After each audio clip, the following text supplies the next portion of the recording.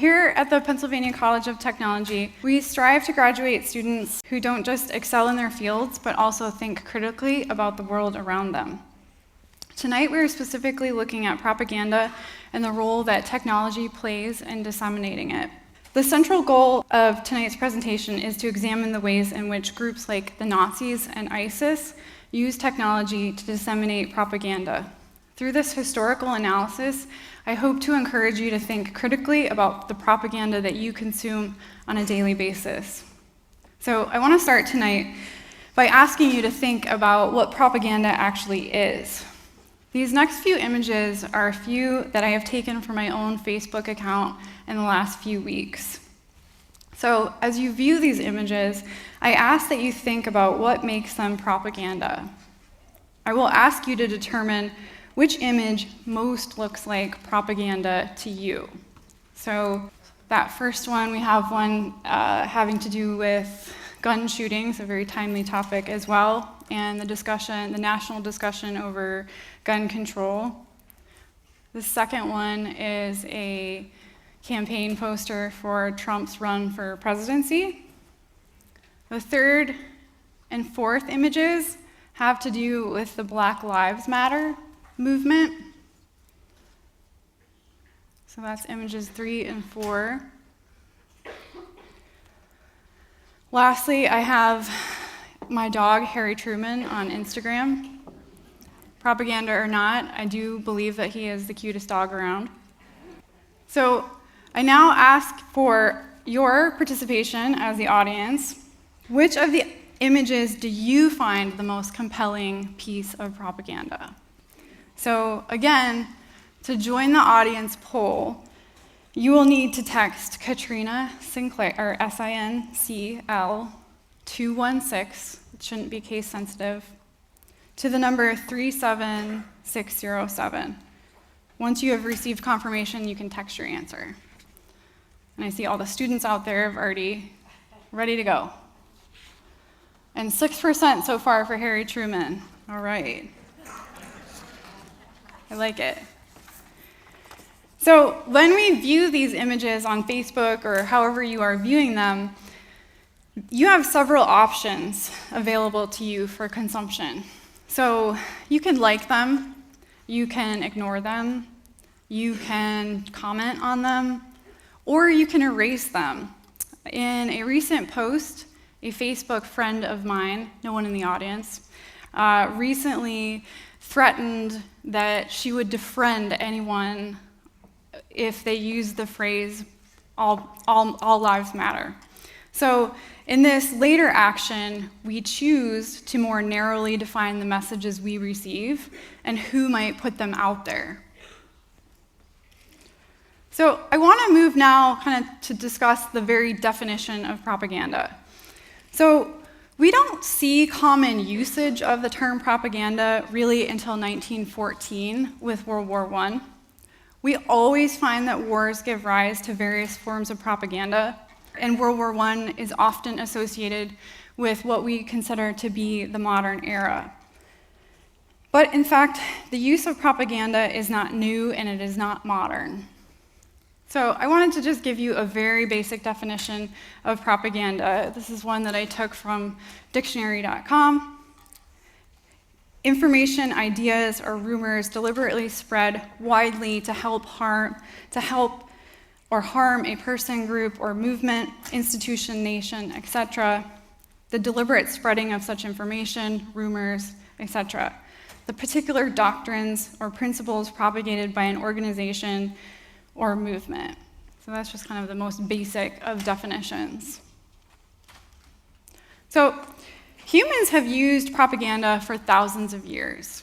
In ancient Athens, Athenians did not have the use of film, radio, or the newspaper to espouse religious and political persuasions, but they did have the theater, the assembly, the law courts, and religious festivals that gave them such a platform. The first time that we actually hear the term propaganda is with the missionary activities of the Catholic Church in the 17th century. Pope Gregory XV, seen above, created the Congregation for the Propagation of the Faith in 1622. a commission of cardinals charged with spreading the faith in faraway lands. In our modern era, the term propaganda has a very subversive connotation. But in fact, in ancient times, propaganda was thought of as something good and worthwhile. In fact, our own democratic political process necessitates propaganda. And we as a people are faced with it on a daily basis, making tonight's topic one of timely importance.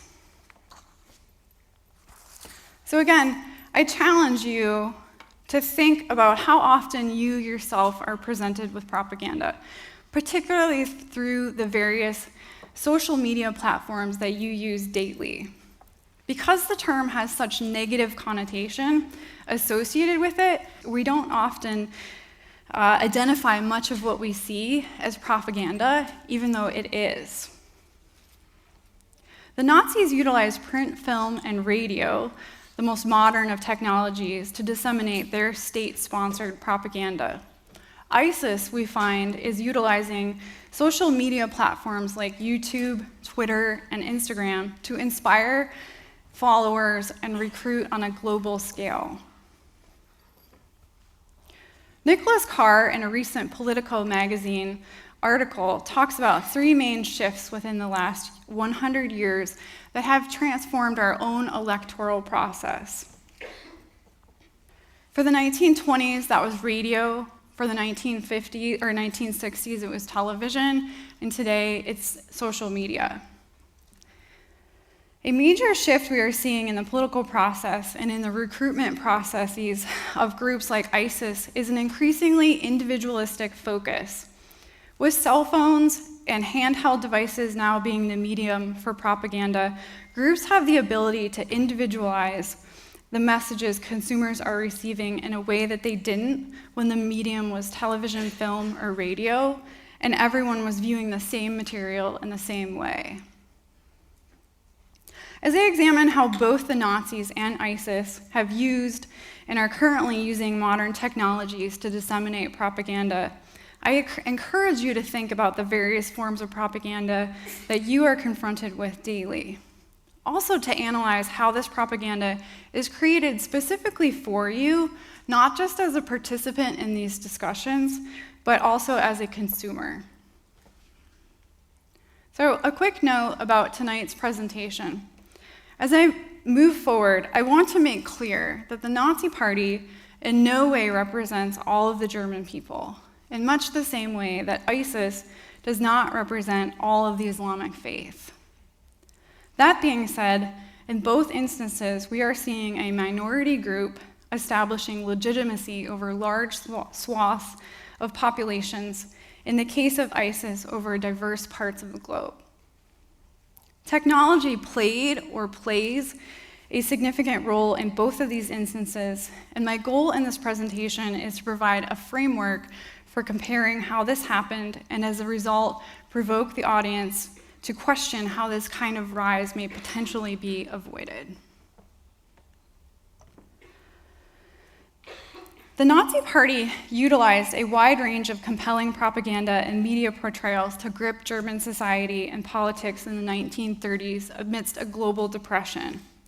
Through video, radio, broadcast, and newspaper, the National Socialist German Workers' Party, or the Nazi Party, under the leadership of Adolf Hitler, successfully convinced numbers of ordinary Germans to embrace his nationalist and racist ideologies, leading the world into one of the most horrific and devastating events of the 20th century, World War II. Now, as I was preparing my notes for tonight, I also kind of made the connection that the migration that we're seeing right now into Europe is the largest displacement of human populations since World War II. So it's kind of yet again a comparison between the Nazis and ISIS. Hitler's complete takeover of the German printing press, radio, and news media outlets is extraordinary, considering the range of materials and opinions available. So Germany, since the invention of the printing press by Gutenberg in 1450, led the world in variety and production of printed materials. Prior to the takeover of the Reichstag by Hitler and the Nazis in 1933, Germany far surpassed any other European nation in the production of daily, weekly newspapers as well as periodicals. So, examples of Nazi propaganda are plentiful, but since time is of the essence tonight, I would like to give two specific examples of the kinds of propaganda that Hitler's Nationalist Socialist Party used to achieve their goals. So, I want to talk briefly about Hans Massaquoi's book, Destined to Witness, Growing Up Black in Nazi Germany. Students who take the second half, or have taken the second half of World Civilization with me here at Penn College, are familiar with this book as it is a unique and compelling first-hand look into Nazi Germany. Massaquoi's father was the Liberian ambassador to Germany, and his mother a German nurse. Just a child as Hitler rose to prominence, Massaquoi's experiences provide a fascinating lens into the world of Nazi propaganda German youth experience on a daily basis through the very modern technologies of film and radio. In school, Nazi films were screened regularly.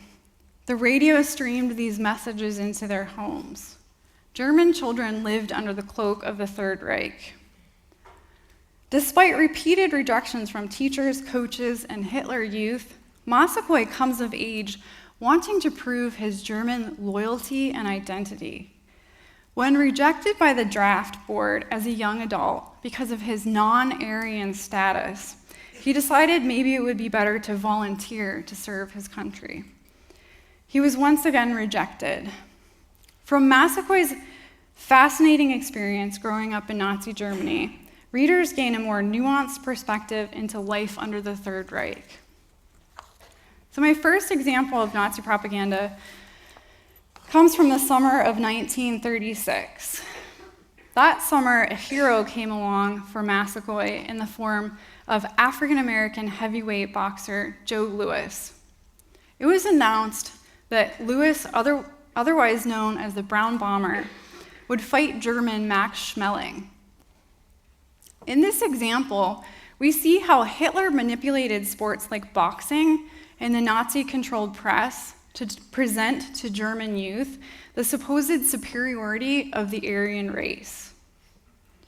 When news hit of the upcoming match, kids in Massaquoi's Hamburg neighborhood started insisting he looked exactly like Joe Louis.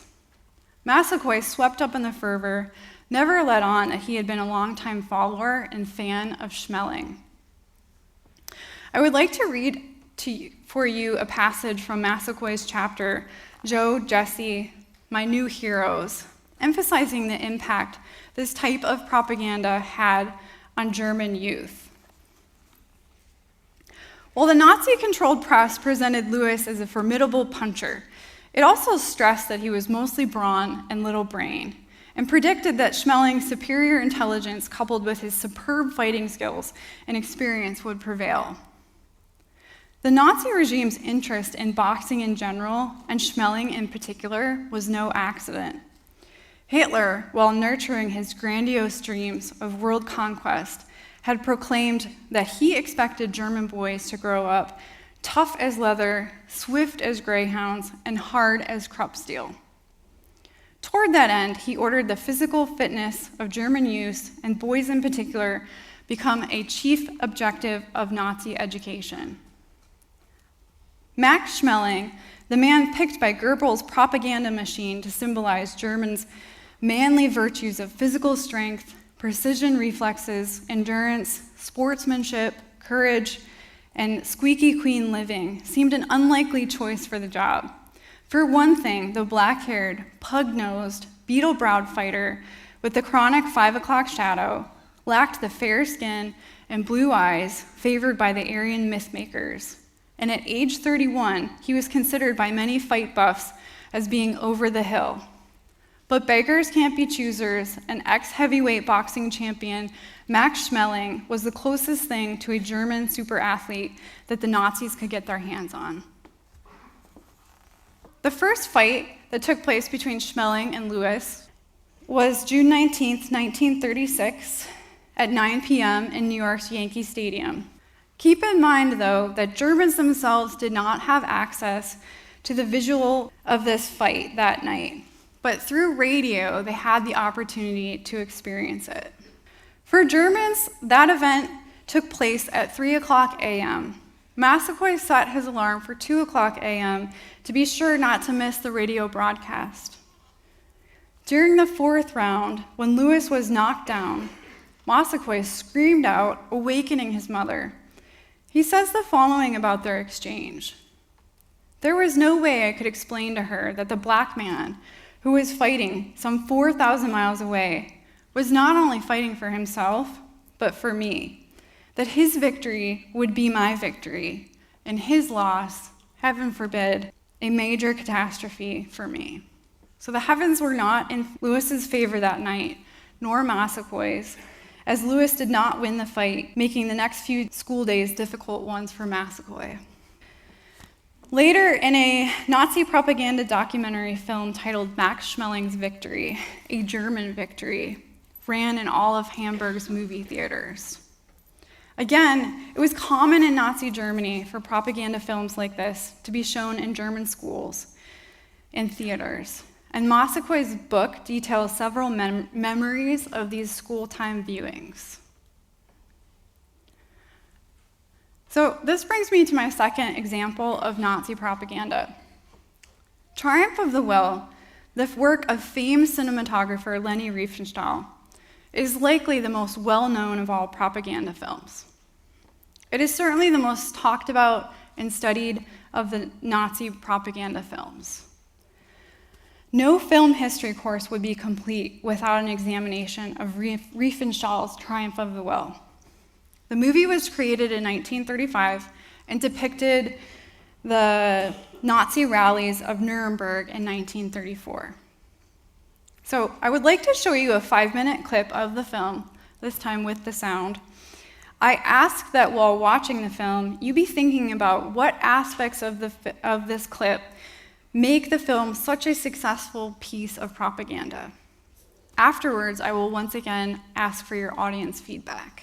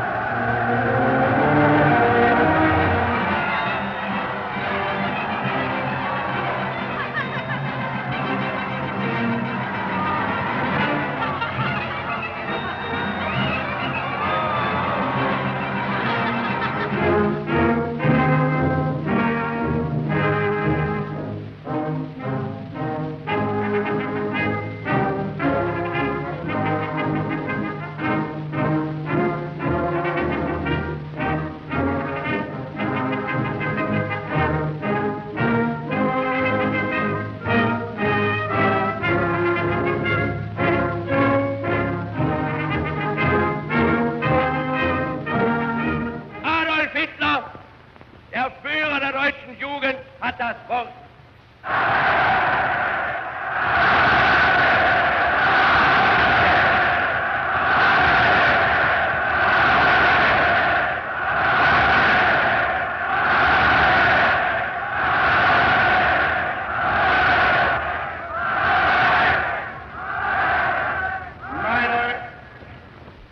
Jugend. Nach einem Jahr kann ich euch hier wieder begrüßen. Ihr seid heute hier in dieser Muschel nur ein Ausschnitt dessen, was außer ihr über ganz Deutschland steht. Und wir möchten nun, dass ihr, deutsche Jungs und deutsche Mädchen, in euch all das aufnehmt, was wir dereinst uns von Deutschland hoffen. Wir wollen ein Volk sein. Und ihr, meine Jugend, sollt dieses Volk nun werden. Wir wollen einst keine Klassen und Stände mehr sehen. Und ihr dürft sie in euch schon nicht mehr groß werden lassen.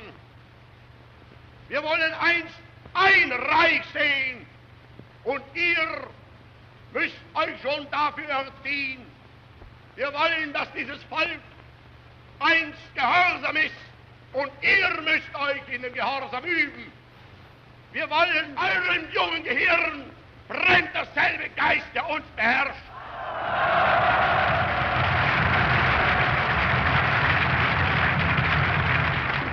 Ihr könnt nicht anders sein als mit uns verbunden.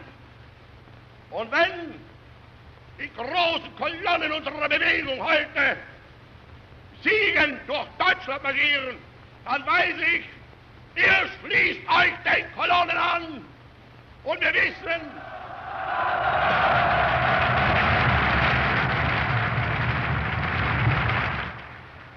vor uns liegt Deutschland, in uns marschiert Deutschland und hinter uns kommt Deutschland.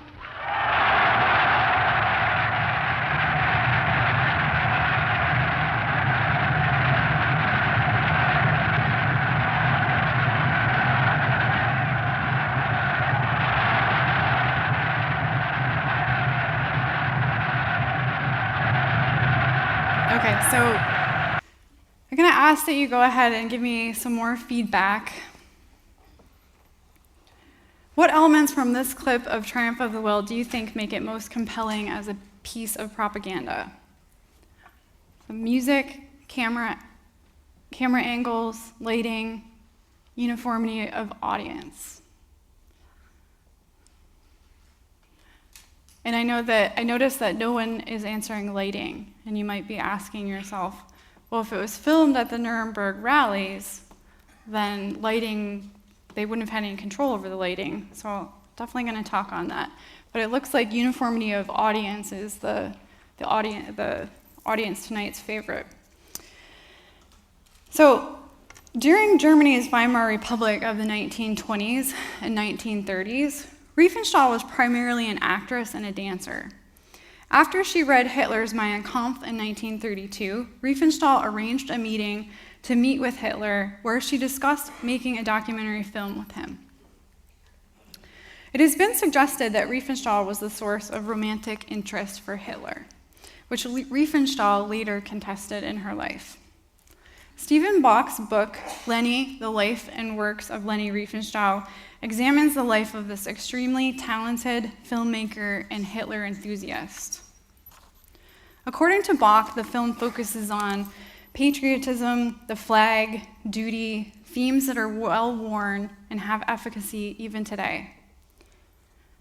So, obviously, you guys here tonight feel that uniformity of audience is something that was compelling.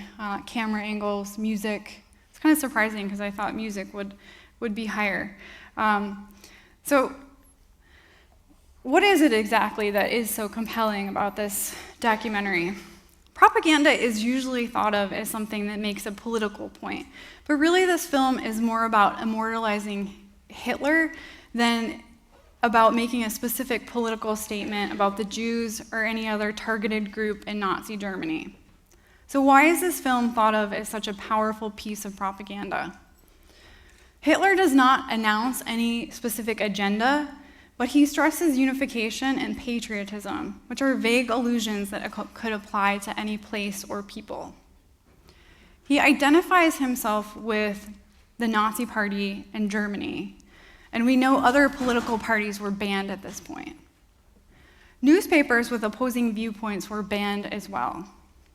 At several points in the film, he is seen descending from the clouds and thus presented as a messianic figure. Think Donald Trump coming down the escalator. It appears that the film is devoid of political content, but yet everything in the film is political. So what are some of the techniques that are used that are new? Not really too many. The Russians or Eisenstein had made propaganda films before, but they were fictionally based on events in the past. Triumph of the Will was meant to appear as actual news footage, even though much of the film was actually staged footage.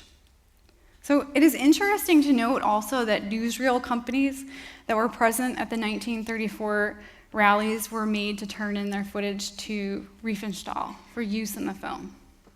Staged shots were interspliced with actual footage, and the viewer is made to believe that it is all real. So what are the things that are new? She's not necessarily doing anything new in the film, but it's the way that she's combining techniques that sets the stage for future documentary work. So Triumph of the Will is really the first reality show or docudrama. Hitler's speeches are cut in places with shots of fans that may or may not have been there. Riefenstahl later denied using reshot film, but much of the film was reshot in studios where she could control lighting, camera angles, audience unity, participation, etc. So, having looked at a few specific examples of Nazi propaganda, I would like to give some background on the rise of the Nazis and ISIS by comparing the political, economic, and cultural context within which the Nazis rose with that of the current rise of ISIS in Iraq and Syria. So, in Nazi Germany, a range of factors contributed to the growth of Hitler's National Socialist German Workers' Party.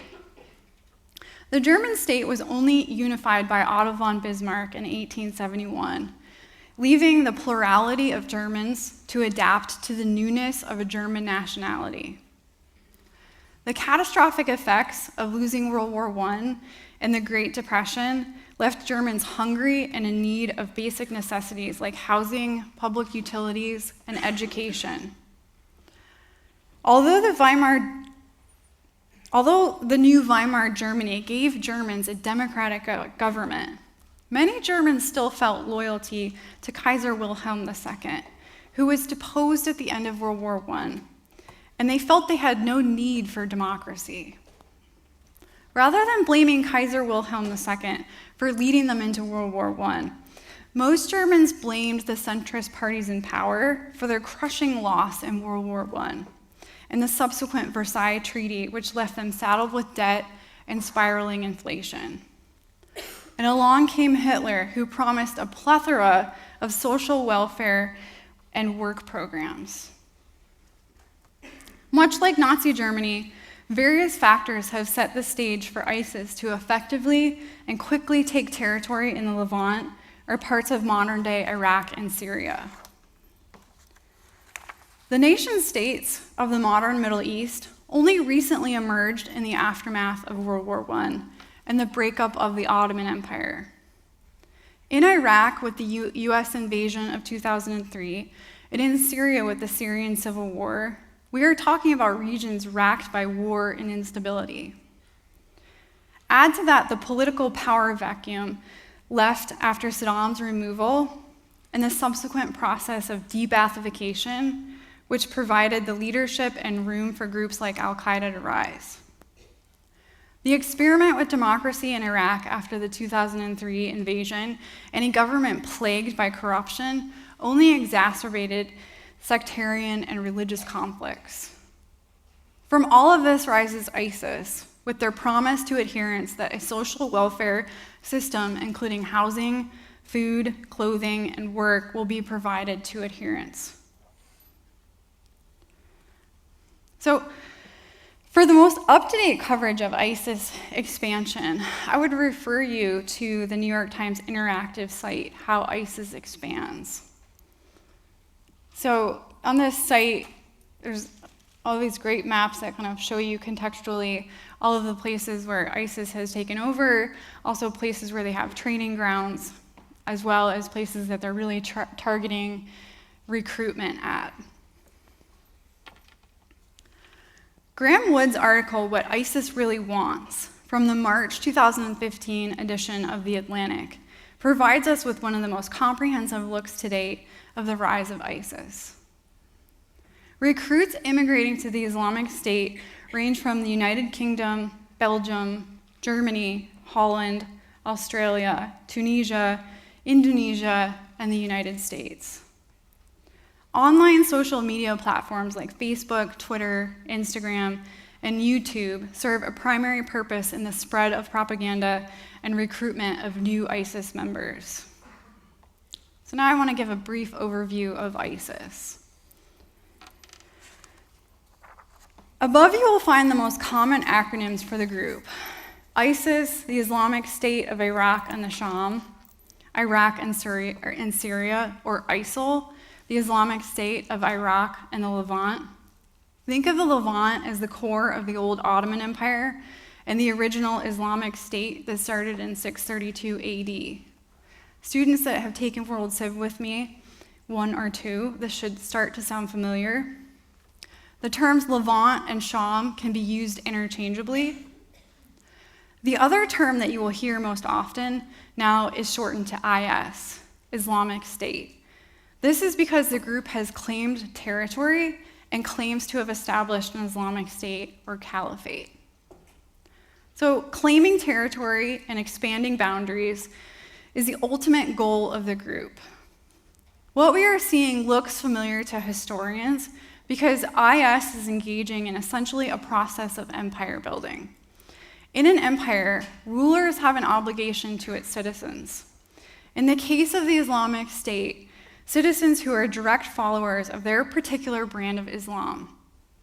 Exceptions may be made for people of the book, Jews and Christians, to pay a higher tax or jizya, but this does not apply uniformly, and certainly not during periods of expansion.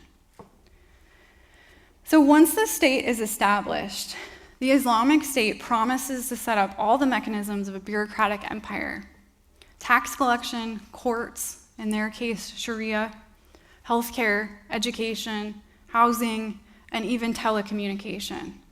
It is a core tenet that the Islamic State be governed by a literal interpretation of the Quran as interpreted by the caliph or ruler. Again, I will refer to Graham Wood's Atlantic article, What ISIS Really Wants, for the best scholarly description of the kind of Islam ISIS is exporting. Earlier terrorist and jihadi groups like Al-Qaeda aimed to cause havoc in the Western world, hoping to eventually pave the way for a caliphate to be established in the distant future. In 2010, militant jihadist Abu Bakr al-Baghdadi was named the leader of the Islamic State in Iraq. The plan was for Baghdadi to take orders from al-Qaeda leadership. Instead, al-Baghdadi, taking advantage of the strife in Syria caused by the civil war, broke command in April of 2013, announcing that Syria was now being added to their platform, creating ISIS. It is believed that the caliphate is not just a political entity, but a vehicle for salvation. One of the group's main online recruiters, Australian Musa Serentino, explained to Wood that ISIS believes that one must pledge to Allah, but if they are never able to pledge to a caliph, then they will fail in their efforts to live a fully Islamic life. A main focus for adherents in the group is through prophetic methodology, or essentially following the prophecy in detail. So followers believe that there will be 12 legitimate caliphs, Baghdadi being the 8th, and according to Sarantino, the armies of Rome will mass to meet the armies of Islam in northern Syria, and that Islam's final showdown with an anti-Messiah will occur in Jerusalem after a period of renowned Islamic conquest. So this leads me next to how ISIS is using the most modern of technologies, internet, social media, and to spread propaganda, and so successfully attract converts from around the globe. Our Western media coverage of ISIS propaganda focuses predominantly on execution videos, which make up only a fraction of their output on social media outlets. I have above the familiar image of James Foley's execution, but much of the online recruitment propaganda focuses on the everyday benefits that ISIS hopes to bring to its citizens: governance, Islamic justice, building projects, preaching. They use film and music adeptly in an effort to emphasize the crimes of the infidels, the West and all non-believers, and the benefits of living in an Islamic state. Aaron Zellin, in the most recent edition of Perspectives on Terrorism, analyzed 1 week of ISIS media output. Zellin found that much of the propaganda focused on the daily life and management within their own territory. So in preparation for this talk, I searched Zellin's footnotes, looking for examples of the everyday, looking for these examples of propaganda that Zellin was talking about. I also did online searches. Because ISIS Twitter accounts are taken down daily, with new ones emerging to replace them, most of them are inaccessible. I did find the video, which I'll show you a clip of next, titled Services of the Subjects, number 1. I will play the first minute of the video with sound so that you can see how music is used. In the remainder of the video, 3 residents of Mosul are interviewed. In the video, you will see road crews working to clean up the streets of Mosul.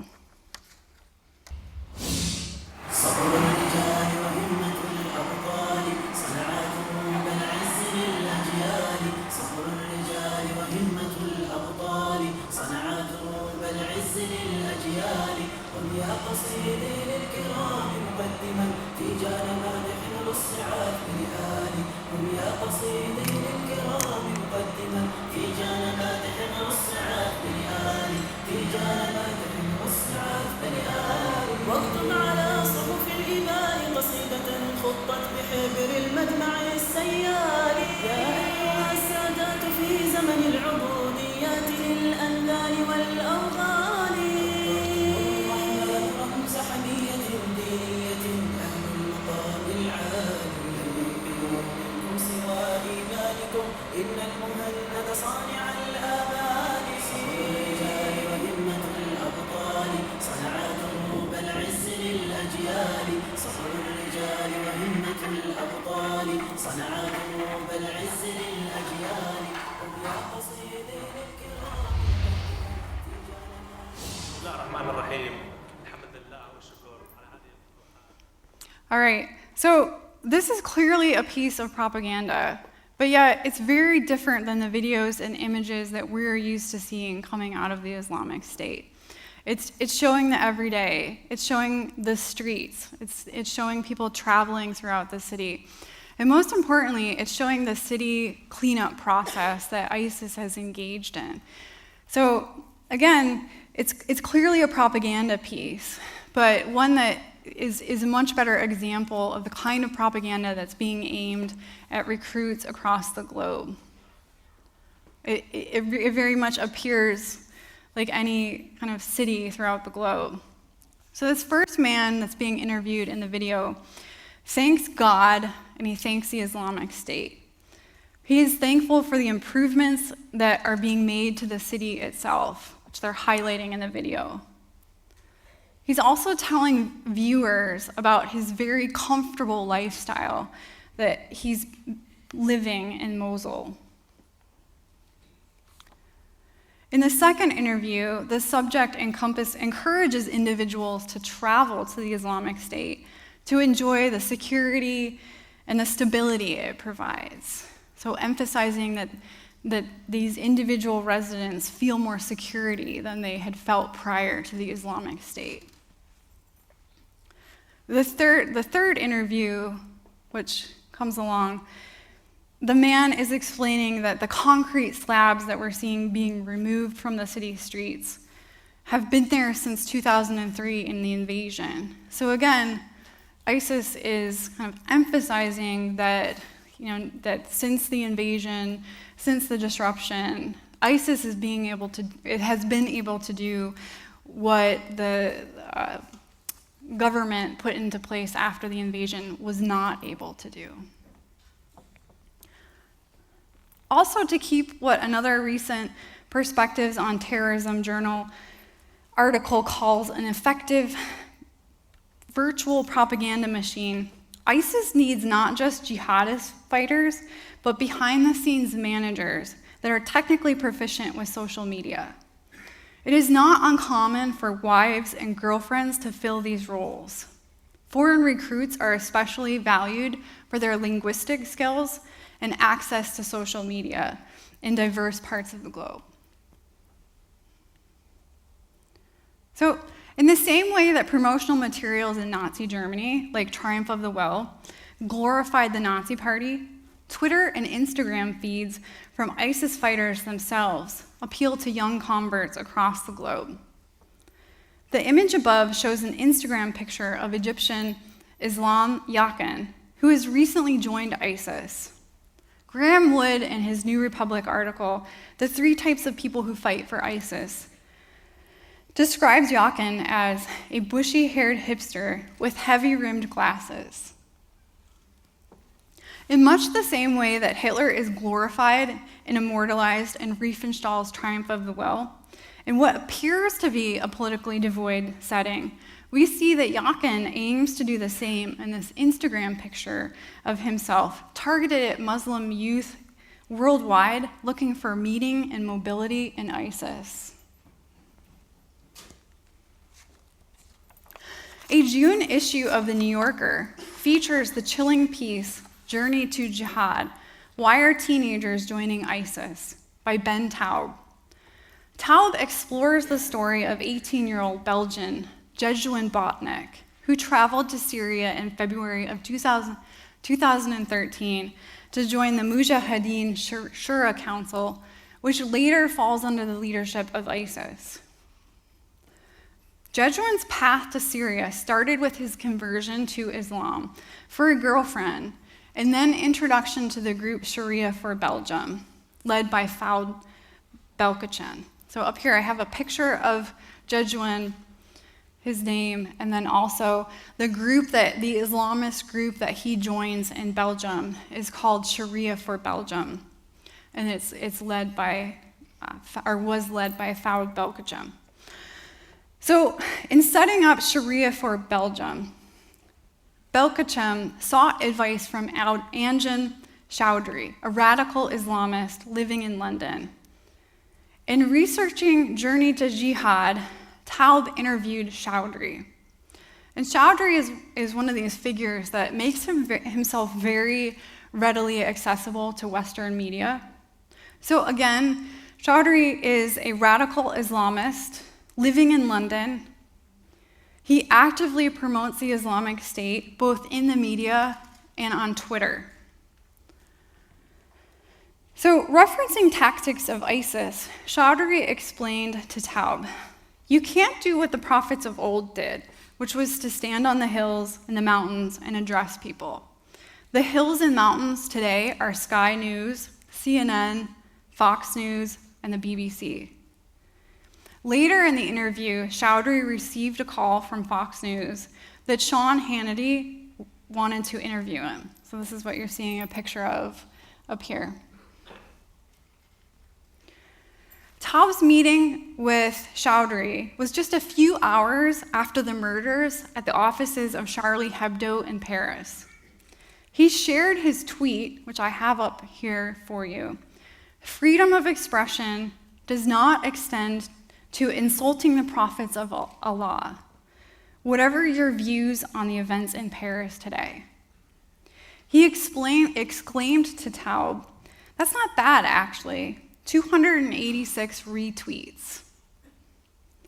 According to Chowdhury, there is no ambiguity, no gray area in determining Muslims and non-Muslims, or essentially Muslims versus infidels, Sharia versus democracy.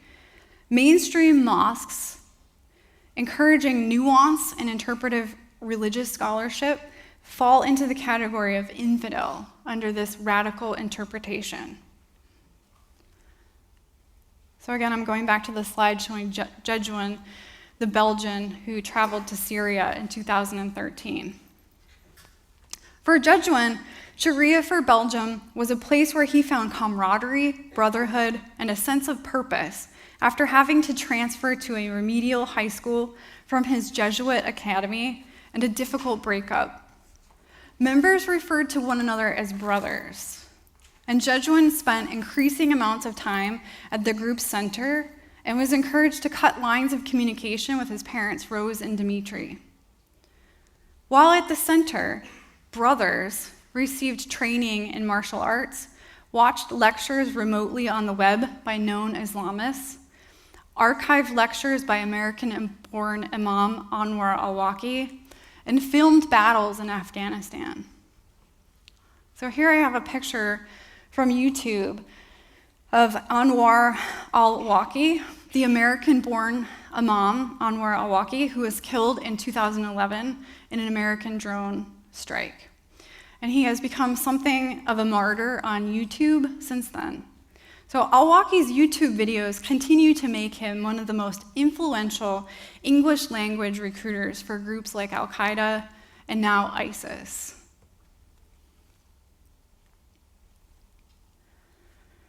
The above picture shows Alex, and she's over here kind of to the left in the chair. She didn't want to be photographed for this story. A 23-year-old Sunday school teacher living in rural Washington state with her grandparents. Her story, ISIS and the Lonely Young American, ran on June 27th in the New York Times. After the beheading of journalist James Foley, Alex decided to take to Twitter to try and understand the actions of this group whom she had never heard of. What she received back was kindness and patience as various friends emerged to persuade the impressionable young girl. In the following 6 months, a group of actors, some thought to be direct members of the Islamic State, courted Alex with gifts of money, religious texts, and chocolate. Eventually, the offer was made for Alex to travel to Austria, where a hand-picked Muslim husband would wait to take her directly to the Islamic State. In Alex's case, her grandparents noticed her withdrawal and stepped in and intervened in her communication on Twitter and IS, so her communication with these Islamic State recruiters has ceased. But recruitment efforts aimed at disaffected Westerners have not. As of June, it is suspected that upwards of 100 Americans have traveled to the Islamic State in Iraq and Syria to join the organization. They joined some 4,000 other Westerners who have already done so.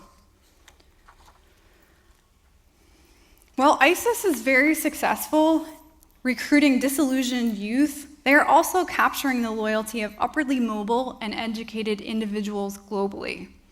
In August, news broke of the successful young couple, pictured above, in Starkville, Mississippi, who were arrested for attempting to travel to Syria to join ISIS.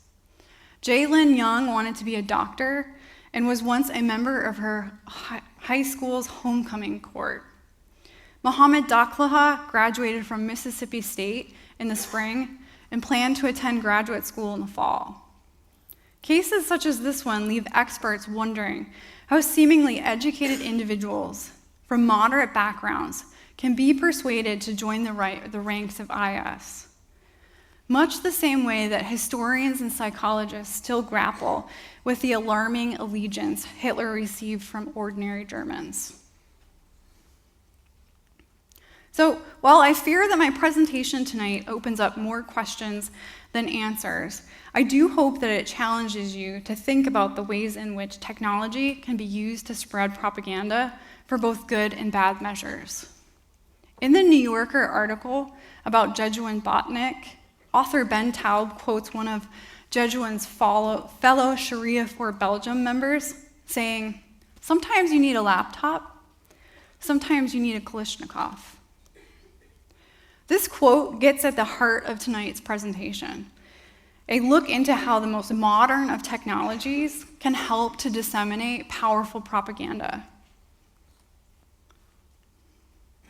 So I leave you with this image of Leni Riefenstahl behind her camera, juxtapositioned with that of Islam Yakin on Twitter. In the face of all this terror associated with propaganda, it can be tempting to search for legal solutions to combat its spread. While tempting, trying to craft laws to combat the spread of propaganda can lead to a dangerous and often subtle erosion of free speech. Rather, as I have aimed to show tonight, education about and understanding of the relationship between technology and propaganda is perhaps the best tool to combat its use and maintain our commitment to the free and open exchange of ideas. Thank you for coming tonight.